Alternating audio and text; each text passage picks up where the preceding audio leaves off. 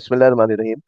First order logic की इब्तिदा करते हैं और एफओएल यानी फर्स्ट ऑर्डर लॉजिक के एलिमेंट्स हम इस वीडियो में डिस्कस करेंगे। तो प्रोलॉग की काफ़ी तवील हमारी सीरीज चल रही थी वीडियोस की। तो ये भी होता है कभी फ्लेवर चेंज करने के लिए बीच में थोड़ा सा टॉपिक चेंज करें और फिर वापस उसको कंटिन्यू करें, क्योंकि उसकी बहुत तवालत होती जा रही थी। तो हम बीच में फर्स्ट ऑर्डर लॉजिक को लेकर के आए हैं। इसको पहले ख़त्म करते हैं और फिर वापस प्रोलॉग की जानिब चलते हैं। सबसे पहले ये देखेंगे कि जरूरत क्या पेश आई फर्स्ट ऑर्डर लॉजिक की। तो इससे पहले क्या थी प्रोपोजिशनल लॉजिक, उसमें क्या प्रॉब्लम थी। तो propositional logic allows us to represent statements about the world using logical symbols. Propositional logic हमें ये इजाजत देती थी कि हम स्टेटमेंट्स को जो ट्रू और फॉल्स पर मुश्तमिल होती थी उनको हम डिफरेंट कनेक्टिव्स के जरिए से जोड़ सकते थे, उनको रिप्रेजेंट कर सकते थे। लेकिन हमने देखा कि however propositional logic is limited in its expressiveness. Propositional logic में एक्सप्रेसिवनेस लिमिटेड है। कैसे? That it treats simple propositions as unanalysed wholes and thus it does not allow us to refer to the objects that are treated by propositions। वो proposition जो भी statement होती थी ना, उसको एक वेरिएबल से रिप्रेजेंट करता था। आप चाहे कि उसमें घुस के पता लगाएं कि किस चीज के बारे में बात हो रही है, तो ये नहीं, बस ये स्टेटमेंट ट्रू है या फॉल्स है ये आपको पता होता था। और वो भी इस तरह होता था कि पी क्यू आर के पीछे वो स्टेटमेंट होती थी। ठीक है, आप और पी क्यू आर पर आप इन्फ्रेंसिंग और इक्विवेलेंस वगैरह और इंटेलमेंट वगैरह कर रहे होते थे। आपको नहीं पता था कि पीछे ये क्या चीज है, किस चीज के बारे में बात हो रही है। तो each proposition was considered as unanalysed whole.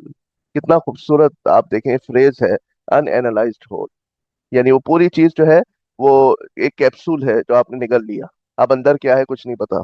ठीक है, तो वो अनएनालाइज्ड होल होती थी। और उसके अंदर जो ऑब्जेक्ट्स रेफर हो रहे हैं, जैसे आपने देखा था कि टर्की इज इन एशिया लिखा हुआ था एक स्टेटमेंट। ठीक है, जैसे मिसाल के तौर पे वो फॉल्स है, तो अब इसमें बात टर्की की हो रही है, एशिया की हो रही है। इससे कुछ गर्ज नहीं, बस ये एक प्रोपोजिशन है, उसको आपने नाम दे दिया पी और काम शुरू कर दिया। इसको हम फर्दर एग्जाम्पल से समझते हैं। अब मिसाल के तौर पे हमारे पास प्रोपोजिशनल लॉजिक में एक स्टेटमेंट है अली लव्स मक्का। ठीक है, अब इसमें क्या होगा कि हम इसको प्रोपोजिशनल लॉजिक में क्या कहेंगे, पी कह देंगे।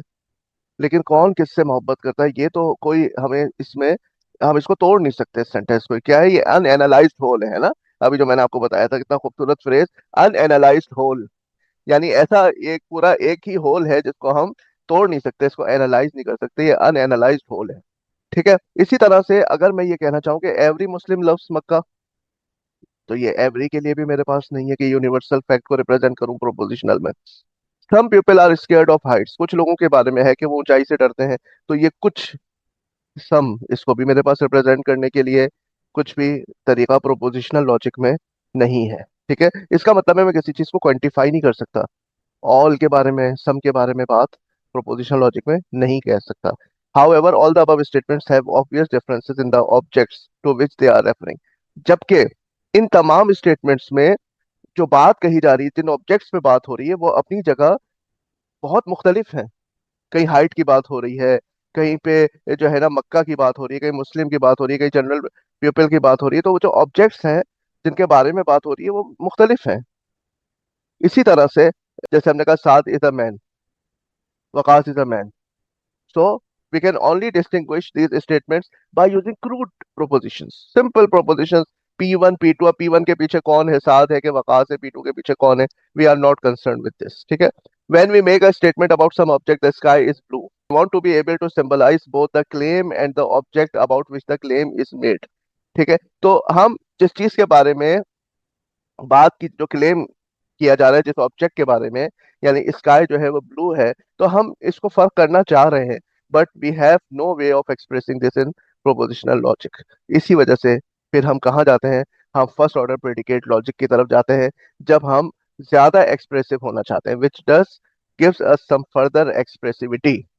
फर्दर एक्सप्रेसिवनेस के लिए हमें क्या करना पड़ता है, फर्स्ट ऑर्डर लॉजिक की तरफ स्विच करना पड़ता है। So first order logic, we call the claim a predicate to state an attribute of something। claim को हम क्या कहते हैं, predicate कहते हैं। जैसे blue, ठीक है, तो loves, ये जो है ना ये क्या है, किसी चीज की कोई attribute है। to state an attribute of something and we say that we are predicating some property of the object। हम क्या कर रहे हैं, किसी चीज की कोई खुसूसियत बता रहे हैं, predicating some property। To state an attribute of something, किसी चीज का हम एट्रीब्यूट बता रहे हैं, ठीक है, तो वो एट्रीब्यूट एक मायने रखता है। In the previous example the sky is blue, the predicate is the is blue part and the object is the sky. Object है स्काई और उसकी खसूसियत, उसका प्रेडिकेट क्या है, ब्लू होना। तो यहाँ आपको पता चला कि फर्स्ट ऑर्डर प्रेडिकेट लॉजिक क्यों कहलाती है ये, क्योंकि ये चीजों के बारे में एट्रीब्यूट बताती है, चीजों की खसूसियात के बारे में बात करती है। As well as stating properties of objects we also wish to talk about relationship between objects. अच्छा, साथ में जैसे कि हम किसी ऑब्जेक्ट की प्रॉपर्टी बता रहे हैं, इस तरह से हमारे पास रिलेशन भी होते हैं फर्स्ट ऑर्डर लॉजिक में। मिसाल के तौर पे 2 is half of 4। अब ये क्या हो गया, आपके पास एक बाइनरी रिलेशन हो गया दो चीजों के दरमियान, 2 और 4 के दरमियान। इसी तरह घारो इज नॉर्थ ऑफ कराची, ठीक है। अब इसमें क्या है, इज नॉर्थ ऑफ जो है रिलेशन है, और जो कि घारो और कराची के बीच में है। Gharo is north of Karachi and Hyderabad. अब तीन चीजें हो गई इसमें, 3 प्लेस रिलेशनशिप हो जाएगा। In addition to objects, predicates and relations we also have the quantifiers of first order logic. मिसाल के तौर पे हम कहना चाहते हैं ऑल ह्यूमंस आर मॉर्टल, या some people are scared of heights. तो ऑल और सम को रिप्रेजेंट करने के लिए हमारे पास प्रेडिकेट लॉजिक यानी एफओएल में क्वांटिफायर्स मौजूद है। इससे दो क्वांटिफायर है, एक कहलाता है यूनिवर्सल क्वांटिफायर जिसको ऑल या एवरी बोलते हैं, और उल्टे ए से इसको रिप्रेजेंट कर रहे हैं एग्जिस्टेंशियल क्वांटिफायर, जिसका मतलब है सम को रिप्रेजेंट करने के काम आता है, और उल्टा ई हम इसके लिए यूज करते हैं। First order logic models the world in terms of objects, properties, relations and functions. जो भी कुछ हम फर्स्ट ऑर्डर लॉजिक में रिप्रेजेंट करते हैं, तो उसमें क्या है, कुछ चीजें क्या होती हैं, ऑब्जेक्ट्स होती हैं, इंडिविजुअल्स होते हैं। अच्छा, यहाँ पर हम वेरिएबल्स भी ले सकते हैं, वेरिएबल भी किसी ऑब्जेक्ट को रिप्रेजेंट कर रहे होंगे, ठीक है। तो ऑब्जेक्ट्स वो होते हैं जो कि आपके पास कोई स्पेसिफिक चीज, कोई स्टूडेंट है, कोई लेक्चर है, कोई कंपनी है, कोई कार है, तो ये हमारे पास क्या है, ये ऑब्जेक्ट्स हैं, ठीक है। प्रॉपर्टीज वही हैं जो कि प्रेडिकेट्स हैं, that distinguish them from other objects. यानी डिफरेंट ऑब्जेक्ट्स की डिफरेंट प्रॉपर्टीज होती हैं जिसको हम प्रेडिकेट की मदद से रिप्रेजेंट करते हैं। इसके अलावा रिलेशंस, रिलेशन क्या होते हैं, दो चीजों के दरमियान आपके पास क्या है, रिलेशन है। जैसे X is brother of Y, X is bigger than Y, X is part of Y, ठीक है। हैज कलर, किसी चीज का कलर, ठीक है। और X owns Y, X visits Y. तो ये क्या है, रिलेशनशिप्स हैं। स्पेसिफाई तो हम उसी तरह से करते हैं कि एक हमारे पास क्या होता है, प्रेडिकेट होता है, और अंदर हमारे पास दो आर्ग्यूमेंट होते हैं। इसी तरह से एक चीज होती है हमारे पास जो हम फंक्शन या फंक्टर जो जिसको हम पढ़ते हुए आए। तो एक चीज है हमारे पास फंक्शन। फंक्शन क्या करता है कि हम हमारे कुछ वैल्यूज इनपुट लेता है, लेकिन रिटर्न वो एक वैल्यू करता है। जैसे हमें पता लगाना है father of Mary, best friend of Ali, second half of 4, ठीक है। तो इस तरह से वन मोर देन ऑफ 5। तो हमें यहाँ पे क्या करना है कि कोई एक सिंगल वैल्यू चाहिए, हम सम या ऑल की बात नहीं कर रहे हैं। वो एल के जो स्टेटमेंट्स हैं उसमें हमारे पास कॉन्स्टेंट्स होते हैं जो कि ऑब्जेक्ट्स को रिप्रेजेंट कर रहे होते हैं, इंडिविजुअल्स को। इसके अलावा हमारे पास वेरिएबल्स होते हैं।